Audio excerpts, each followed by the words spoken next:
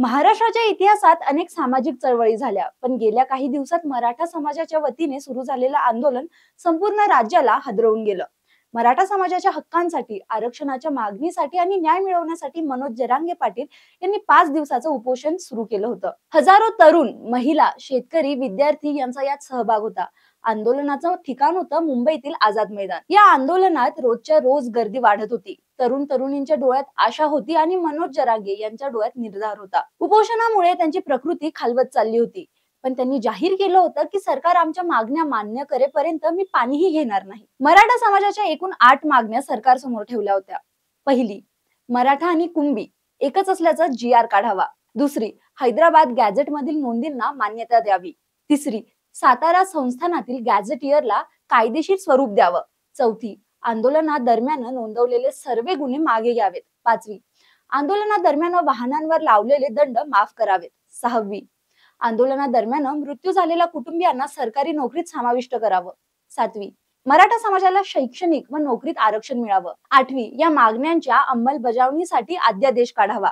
सरकारकडून सुरुवातीला शांतता होती, पण जशी गर्दी वाढू लागली, मुख्यमंत्री, उपमुख्यमंत्री, मंत्री यांच्यात तातडीच्या बैठका सुरू झाल्या. प्रत्येक बैठकीत एकच प्रश्न चर्चेला होता की आता पुढे काय करायचंय. कारण मैदानात जमलेली गर्दी ही केवळ आकड्यांनी मोठी नव्हती, तर ती भावना, आक्रोश आणि निर्धाराने भरलेली होती. हजारो लोक सलग 5 दिवस उपोषणावर बसलेल्या आपल्या नेत्याच्या पाठीशी खंबीरपणे उभे होते. त्यामुळे सरकारवर दबाव पडू लागला. सुरुवातीला थोडं थांबून बघूया असं वाटत होतं, पण परिस्थिती हाताबाहेर जाऊ शकते याची जाणीव होताच सरकारने लगेच उपसमिती नेमली, शिष्टमंडळ पाठवलं आणि संवाद सुरू केला. या आंदोलनाला मिळालेलं जनसमर्थन प्रचंड होतं. महाराष्ट्राच्या कानाकोपऱ्यातून लोक आले. कोणी शेतकरी आपली शेती सोडून आलं, कोणी विद्यार्थी आपलं शिक्षण बाजूला ठेवून आलं, महिलांनी आपल्या घरचं काम बाजूला ठेवलं आणि आंदोलनात सहभागी झाल्या. प्रत्येकाचा आवाज एकच होता की आम्हाला न्याय हवाय. मनोज जरांगे पाटलांनीही वारंवार सांगितलं की मी एकटा काहीच करू शकत नाही, माझ्या मागे माझी लेकरं उभी आहेत, म्हणून हा लढा जिंकला जातोय. महिलांनी या आंदोलनाला वेगळं बळ दिलं. उपोषणास्थळी त्यांनी स्वतःच्या हाताने पाणी आणलं, स्वयंपाक केला आणि घोषणांमध्ये मोठ्या आवाजात भाग घेतला.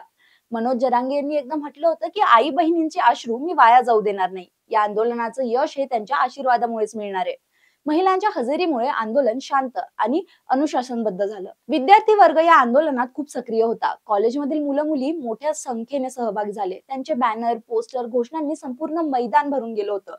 विद्यार्थ्यांनी सांगितलं की आम्हाला शिक्षणात संधी हवी, नोकरीत स्थान हवं, समाजाला न्याय मिळावा, म्हणून आम्ही इथे आलो आहोत. मनोज जरांगे यांनी त्यांना उत्तर दिलं की तुमच्या भविष्यासाठीच ही लढाई आहे. माझं आयुष्य आता संपलं तरी चालेल, पण तुमच्या आयुष्यात न्याय द्यायलाच हवा. आंदोलनात आलेल्या शेतकऱ्यांनी आपली कथा सांगितली. काही जणांनी सांगितलं की त्यांच्याकडे शेती आहे, पण उत्पादनावर खर्चही निघत नाही. काहींनी सांगितलं की शेतीच नाही, मजुरी करून जगावं लागतंय.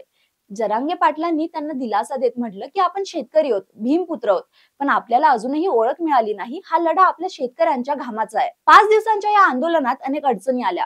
प्रचंड गर्दीमुळे पिण्याचं पाणी, जेवण, औषध यांची कमतरता जाणवत होती. काही आंदोलकांची तर तब्येतही बिघडली. पोलिसांना ही व्यवस्था सांभाळणं कठीण झालं होतं. पण या सर्व अडचणी असूनही लोक शिस्तबद्ध राहिले. जरांगे पाटलांनी वारंवार सांगितलं की आपला मार्ग शांततेचा आहे.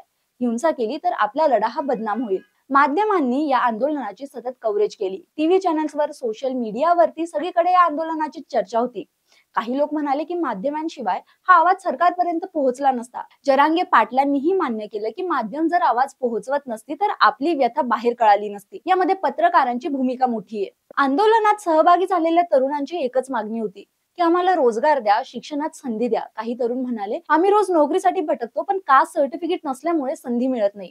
जरांगे यांनी त्यांना उत्तर दिलं की तुमच्या आई वडील मजुरी करून शिकवतायत, तुमचं भविष्य उद्ध्वस्त होऊ देणार नाही. सरकारला हे लक्षात आणून देणं आपलं कर्तव्य आहे. मागण्या मान्य झाल्यानंतर जरांगे पाटलांनी आंदोलनकर्त्यांना सांगितलं की हा पहिला टप्पा आहे. आता 2 महिन्यात सरकारने GR काढला पाहिजे. सातारा गॅझेटवरही काम सुरू करावं लागेल. आपण थांबणार नाही. आपण सरकारला वेळ दिलाय, पण जर वेळेत न्याय दिला नाही तर पुन्हा मोठं आंदोलन उभं करू. सरकारने मान्य केलेल्या मागण्या कायदेशीर प्रक्रियेतून जाव्या लागणार आहेत. GR काढणे, समित्या स्थापन करणे, प्रतिज्ञापत्र स्वीकारणे, चौकशी करणे आणि या सगळ्या गोष्टींसाठी वेळ लागणार आहे.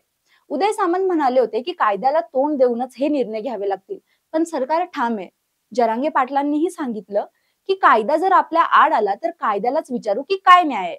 या आंदोलनामुळे समाजात नवा संदेश गेला. मराठा समाजाने शांततेत, शिस्तीत मोठं आंदोलन करून दाखवलंय. यातून एकजूट दिसली. इतर समाजानेही हे पाहून म्हटलं की आपला हक्क मागायचा असेल तर अशा पद्धतीने मागायला हवा. जरांगे पाटलांनी शेवटी सांगितलं की हा संघर्ष केवळ मराठ्यांसाठी नाही, तर हा संघर्ष न्यायासाठी आहे. अन्याय कुणावरही झाला तर त्याला आवाज द्यायलाच हवा. या आंदोलनामुळे महाराष्ट्रातील राजकीय वातावरण तापलं. विरोधकांनी सरकारवर टीका केली तर सरकारने आपली भूमिका स्पष्ट केली. मुख्यमंत्री फडणवीस म्हणाले की टीका झाली तरी आम्ही विचलित झालो नाही. जरांगे यांनी मात्र स्पष्ट सांगितलं की आमचं राजकारणाशी काहीही देणं घेणं नाही. आम्हाला फक्त आमच्या लेकरांना न्याय हवाय. सरकारने आश्वासन दिलं की सप्टेंबर अखेरपर्यंत सर्व आंदोलकांवरील गुन्हे मागे घेतले जातील. जरांगे पाटलांनी याबद्दल सांगितलं की ज्या मुलांवर गुन्हे दाखल झाले त्यांचे आयुष्य उद्ध्वस्त होऊ नयेत म्हणून हे पाऊल महत्वाचं आहे. ज्या कुटुंबांनी आंदोलनादरम्यान आपले सदस्य गमावले त्यांना सरकारी नोकरी देण्याचा निर्णय घेण्यात आला.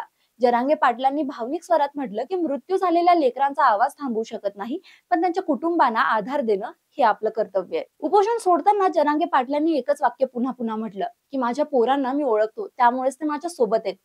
आंदोलनाचा शेवट आनंद, अश्रू आणि आशा या तिन्ही भावनांनी झाला. आजचा दिवस सोन्याचा आहे असं म्हणत त्यांनी उपोषण सोडलं, पण शेवटी ते म्हणाले की ही लढाई इथे थांबली नाहीये. पुढील टप्प्यात आपण पुन्हा भेटू. न्याय मिळाल्याशिवाय आपण शांत बसणार नाही. यावरती तुमचं मत काय ते कमेंट्स मध्ये नक्की सांगा आणि अशाच माहितीसाठी चॅनलला सबस्क्राईब करा.